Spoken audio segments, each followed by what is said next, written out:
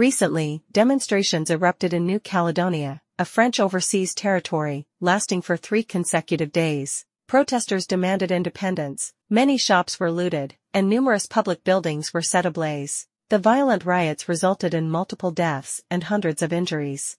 The demonstrations have escalated into the worst violence seen in the French Pacific Islands since the 1980s. In response, France has declared a state of emergency, and President Macron has cancelled a planned domestic trip to convene an emergency meeting with key ministers to discuss the situation in New Caledonia and the region of Caledonia. He warned that any further violence would be met with a tough response, while also calling for the resumption of political dialogue and an end to the unrest. The cause of the demonstration is reportedly the recent passage of a bill by the French House of Commons that grants French citizens who have lived in New Caledonia for at least 10 years the right to vote in provincial elections. This decision has triggered protests by the indigenous Kanak people, who believe that this law will marginalize them and weaken their political influence, leading to the outbreak of riots. This issue of hot events will provide a detailed analysis and overview of the incident.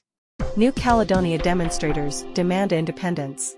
On May 14, unrest broke out in the French overseas territory of New Caledonia as demonstrators demanded independence. The protests quickly escalated, leading to the looting of many shops and the burning of numerous public buildings. On the day of the unrest, at least 4 people were killed and 100 were injured. Subsequently, 1,000 police officers arrived in New Caledonia from France and launched a major military operation, which barely managed to calm the street conflicts. But the riots marked the worst violence in the French Pacific Islands since the 1980s. Discovered by the British in 1774, New Caledonia became a French colony in 1853. New Caledonia was classified as a French overseas territory by a United Nations General Assembly resolution in December 1986, affirming its dependency on France.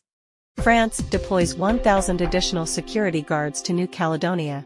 On May 16, France has deployed additional security forces to New Caledonia, an overseas territory in the South Pacific, following the implementation of a state of emergency. The conflict in the region has persisted for 3 nights, resulting in 5 fatalities and hundreds of injuries. French Interior Minister Darmanin stated that local police and gendarmes were bolstered from 1,700 to 2,700 to swiftly restore calm to the area. Hundreds of French gendarmes deployed in New Caledonia. On May 19, after 6 nights of unrest in French New Caledonia, French troops launched a major operation to regain control of a crucial road connecting the capital, Nouméa, to the main international airport. Over 600 heavily armed French gendarmes were deployed to secure Territorial Route 1, the primary artery linking capital Nouméa with the outside world. Riots in New Caledonia subside.